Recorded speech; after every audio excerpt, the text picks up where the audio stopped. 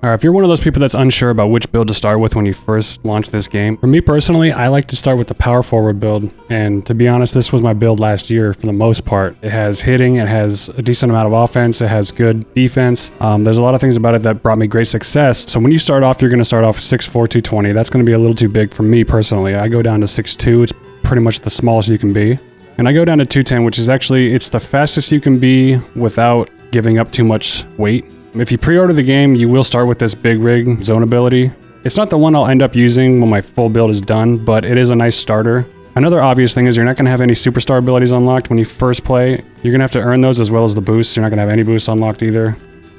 Alright, so the first row, technique. What I'd like to do is keep the wrist shot around 80. It would be nice to go higher, but you don't really need it. And I play a lot of threes, and the goalies are kind of Swiss cheese. And even against AI goalies, I mean, you can deke a goalie, you can one-time a goalie. It's really pretty easy. People out there that like to snipe from super far away, I mean, I guess if you're just going to snipe, you need a little higher shot. But for me, it's either a breakaway or a one-timer. That's most of my goals are like that. So the slap shot, I don't really emphasize the slap shot too much. I gave it 81 because this year the builds are higher overall this year. I had the extra points, so I just threw it on there.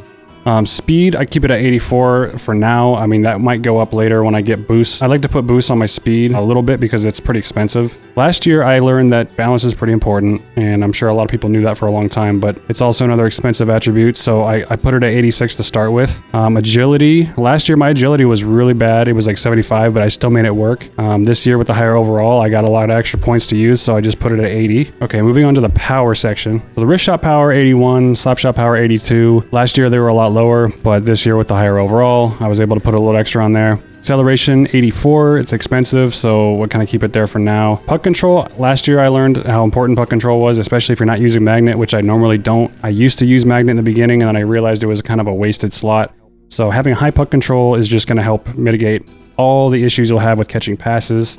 And to be honest, it's not that expensive, on this build at least, to use. So I threw it up at 90, and that's with no boost at all. I feel like no matter how I put my endurance, I'm usually tired all the time anyways, because all I do is boost, boost, boost everywhere. So you can keep it at 82, and it's probably fine. Last year it was a lot lower, so it's actually pretty fortunate I was able to do that. All right, moving on to play style. All right, so passing is obviously very important. Last year I felt like the passing was kind of crappy in the beginning. I don't know if they patched it, but it felt like it got better, or I just got better at dealing with the crappy passing. The highest you can go on this build is 85, except if you put a boost on that's a little higher. But for now, I keep it at 84, 82 for offensive awareness, 86 body checking, and I know that seems a little high, but if you don't like to hit, if you're more of a finesse player, then maybe this build isn't for you. But for me and a lot of other people, especially in threes, hitting is super important. You can open up a lot of ice if you hit people, and later on you're going to see the strength obviously is going to be high as well to match that. Stick checking is only 875, but as far as I've seen, stick checking is pretty OP. Even this year, 75 is all you need. I guess if you're a person who likes to have a build with low hitting and you want to be a more finesse player, you can have a higher stick checking, and if that's how you like to play, that's how you like to play.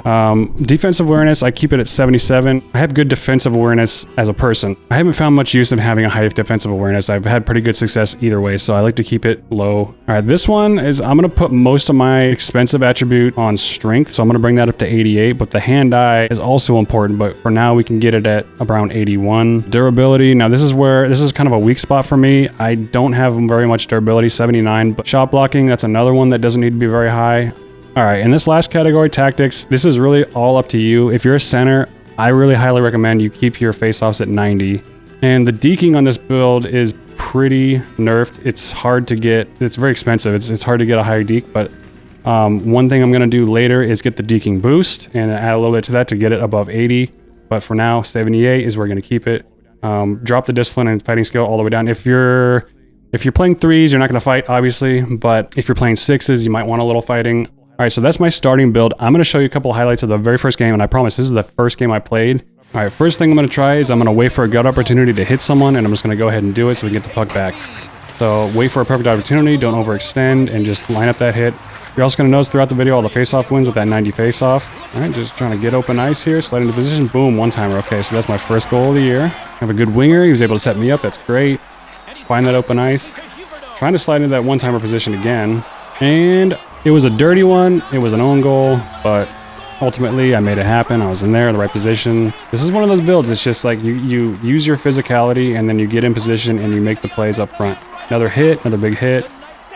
They get bumped off the puck by the beastly AI. Another big hit in their zone. All right, once again, getting in good position for a breakout. Bust through, decent speed.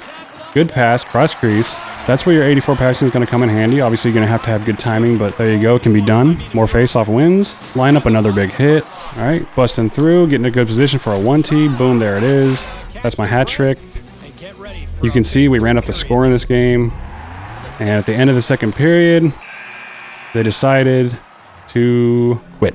So anyways, that's my 2 cents on your starter build. If you want to get those wins, you want to rank up quickly so you can get your build just how you like it. This is a good way to start. Physicality, positioning, speed, good face-offs if you're a center. It's getting in position and just opening it for the one-timers and getting those passes across. If you play it smart, I highly recommend this build. Anyways, that's going to do it, guys. Good luck out there. Like and subscribe. Peace.